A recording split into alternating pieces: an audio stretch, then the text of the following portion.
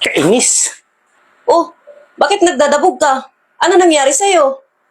Yung kapitbahay natin, nabwisit ako. Bakit? Ninitian ko lang, nagmamadali ka agad pumasok sa bahay nila. Bakit nagmamadaling pumasok? Iwan ko nun.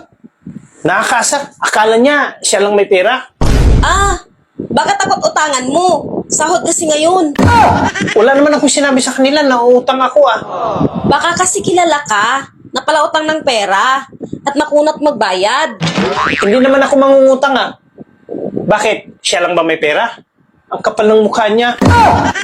Eh kung hindi ka nga mangungutang, bakit ka nagagalit sa kanya? Babayaran ko naman siya. Pag mamonetize ako sa Facebook.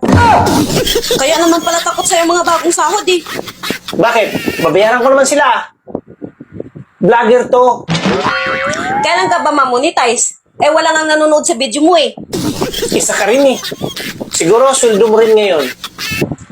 Bakit mo alam? Halata eh. Sa pag-uugali mo. Pati ako kinukontra. Takot utangan. Sabihin ko sa'yo, sweldo ko ngayon. Pero hindi kita pauutangin. Babayaran ko naman pag namonetize ako sa Facebook ah. Biro mo, hindi ka pa monetize. Pero ang dami mo nang pinapaprint na damit, stickers at kung ano pa na may logo ng social media mo. Tapos 100 followers ka pa lang? Para ka ng kandidato. Tapos ang ipinambayad mo, galing sa utang? Siyempre, para sumikat agad. Kaya nga sa araw ng sweldo, wala ka nang makitang tao sa labas eh. Daig pa yung may COVID-19. Dahil takot yung mga tao lumabas, baka utangan mo. Ayaw mo kasi magbayad ng utang, kaya takot sila.